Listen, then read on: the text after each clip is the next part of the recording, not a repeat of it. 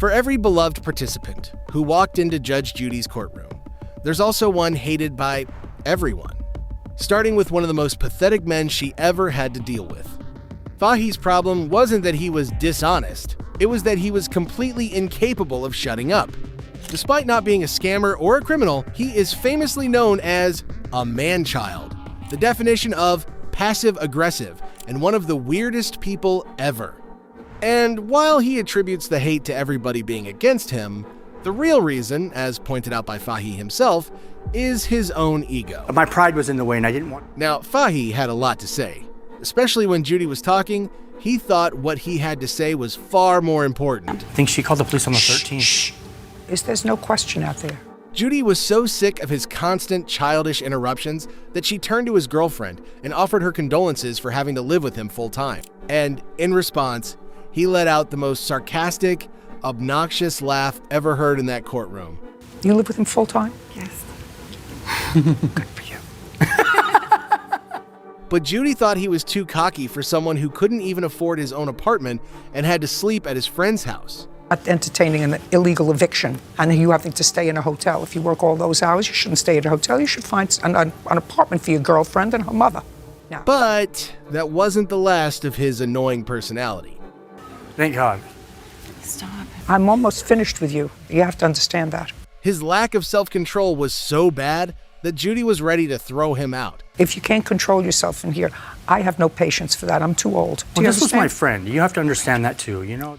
She actually did him a favor by dismissing the case without prejudice, meaning he could refile.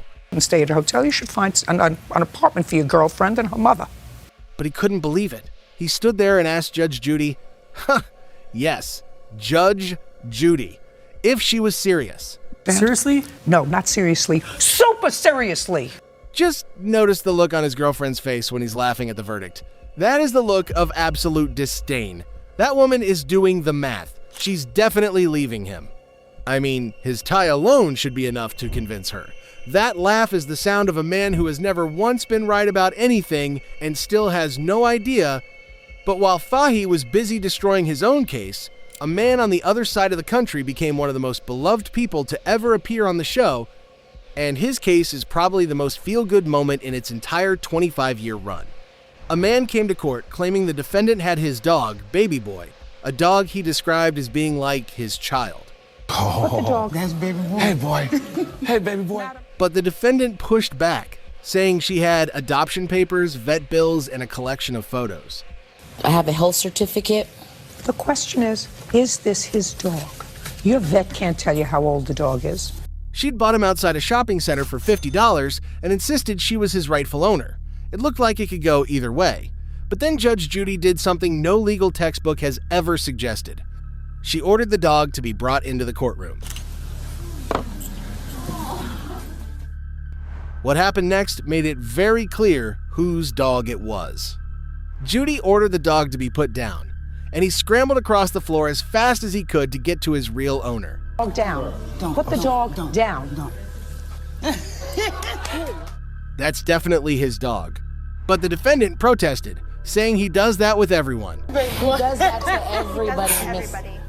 Well, miss, he didn't do it to you. Judy had already made up her mind. The plaintiff had tears in his eyes. It was clear how much that dog meant to him.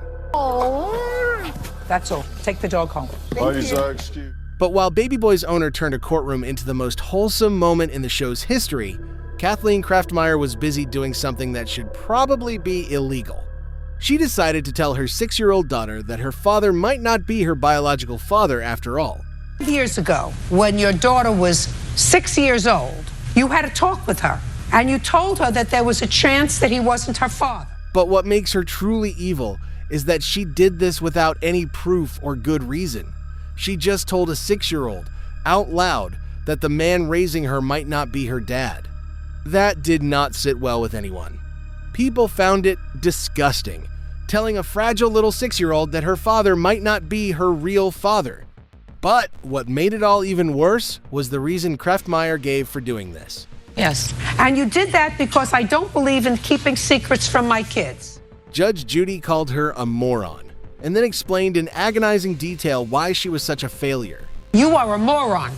You are an example of why people should have to take tests before they're allowed to have children.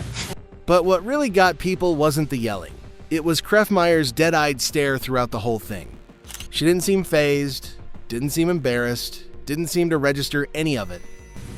And you still don't even get it. You still don't get it.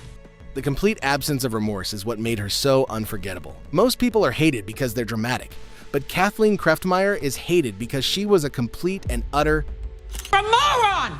Yep. A lot of people, when yelled at by a judge, at least have the decency to look embarrassed. Kathleen looked like she was waiting for a bus. While this woman couldn't feel anything, the defendant in Eddie Elder's case felt everything, specifically a deep and burning need to betray the most generous man on the show. Eddie is a Marine who decided to help a stranger named Michael McEntee get back on his feet. Judy instantly knew he was a good guy. According to you, you're a good guy. And you like to help people who've fallen on hard times. And everyone agreed. Eddie let McEntee into his home, bought him a truck for work, and even paid for his acupuncture sessions out of his own pocket. He's so genuinely warm that he actually made Judge Judy laugh, which, if you know Judge Judy, you know is basically a miracle. I only fear God and you a little bit. Well, Since Judy's a bit of a comedian herself, she responded with this. Mr. Elder, I hope in that order. The audience loved him from the moment he opened his mouth. And then McEntee filed a protective order against him, smeared his name publicly, and stood in open court accusing this man of stealing from him. The counterclaim is that he threw your stuff out and he stole $250 out of a jacket pocket that he discarded. Of course, nobody was buying that. Eddie stood there calm and dignified while Judge Judy took McEntee apart piece by piece and ruled completely in Eddie's favor. Plaintiff for the amount of $888. Your counterclaim's dismissed. We're done. McEntee made people genuinely angry because the person he chose to hurt was so obviously completely good. But while Michael McEntee was busy biting the hand that fed him, Patrick Valdivia Menel was busy demonstrating that some people have a talent for making things even worse for themselves in real time. When their landlord gave Patrick Valdivia Menel and his co-defendant a legal 30-day notice to vacate their apartment, they told Judge Judy with a straight face that they took this as her not wanting rent money anymore. I have a text message saying that she wants us out, that she doesn't want a penny for us for utilities or rent.